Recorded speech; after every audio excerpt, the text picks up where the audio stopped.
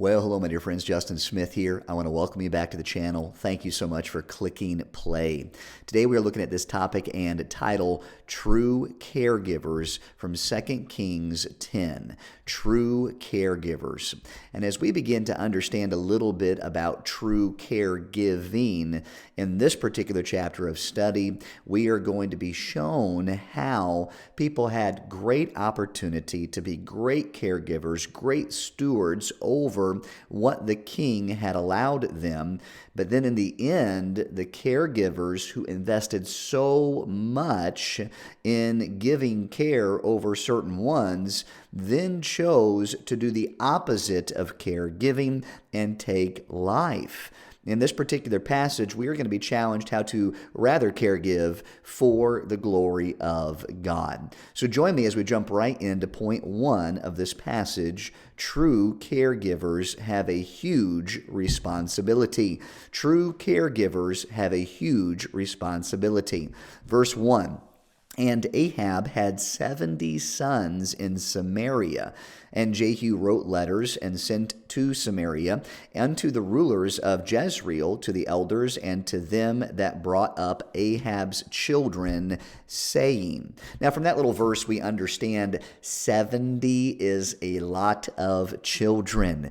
Now, you could imagine how maybe in your situation, depending on how many children you have or hope to have one day, that 10 would be a lot of children. I mean, you hear of stories, and maybe you've come across people who grew up in families with 10, 12 children, and how it was like fighting for your next bite of food and how busy things were in the family and things like that. But could you imagine having 70 children? I mean, when you have a lot of children, thankfully the older children help raise the younger children and take care of the others in the family, and that lightens the load a little bit for mom and dad. But 70 children, and that's where we learn about the caregiving. There were multiple people giving care for the 70 children, as you could rightly imagine was necessary in caring for the king's kids.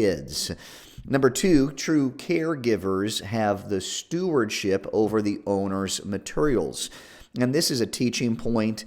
This is a simple understanding that when somebody gives you authority over something, when somebody gives you a lot to care for in this life, it is your responsibility to care for those things well. Verse 2 says, Now as soon as this letter cometh to you, seeing your master's sons are with you, and there are with you chariots and horses, and a fenced city also, and armor. And we pause right there in verse 2 to consider all the things that the caregivers looked after. Now we notice there were rulers and elders and caregivers. There were several that had different types of caregiving. But you understand in this passage that they had stewardship over the owner's materials. They were caring for the chariots. They were caring for the horses. They were caring for the fenced city. They were caring for the armor. They had a responsibility to make sure all of these things were cared for, especially the 70 sons of the kings. Or king, which leads me to point 3. True caregivers were given the opportunity to launch their investment well. In verse 3, look out even the best and meetest of your master's sons, and set him on his father's throne, and fight for your master's house.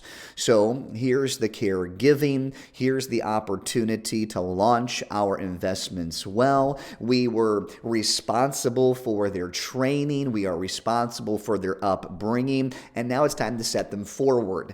And whether you look at it from the perspective of a boss, employee, a parent, child, or whatever it is you have the opportunity to caregive over, As you invest day in and day out, you recognize the tedious responsibility will one day, give way to a great reward.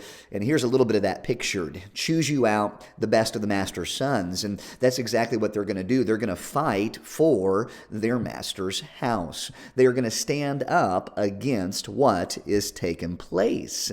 Now we read in point 4 that true caregivers should not reason with statistics. And here's a couple of those statistics that we read about. They were exceedingly afraid and said, "Behold, 2 kings stood not before him. How then shall we stand?" So they were looking back at the past. They understood how 2 kings did not stand before him. And then they began to question, how are we going to be able to stand as well if 2 kings could not stand before them?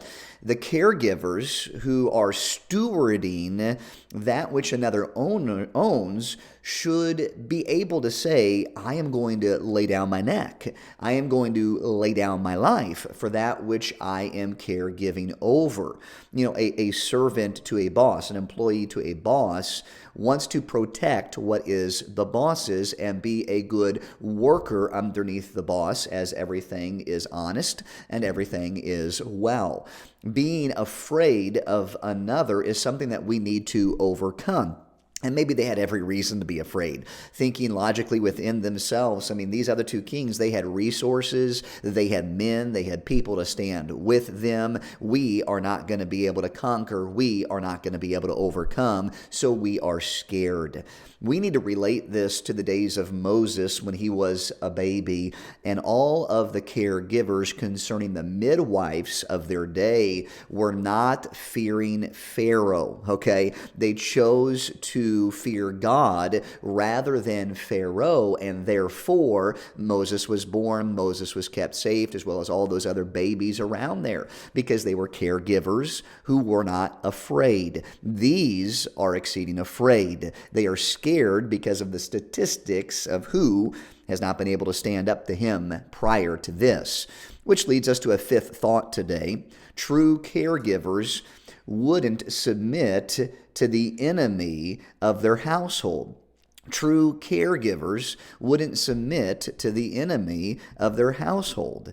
And he that was over the house, and he that was over the city, the elders also, and the bringers up of the children, sent to Jehu, saying, We are thy servants. We will do all that thou shalt bid us. We will not make any king.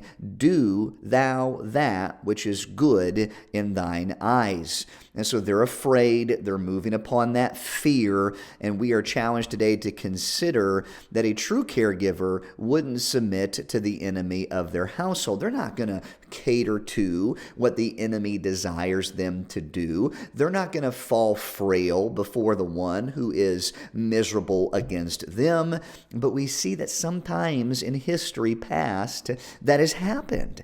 People have fallen to the tactics of the enemy because of the fear that they have within.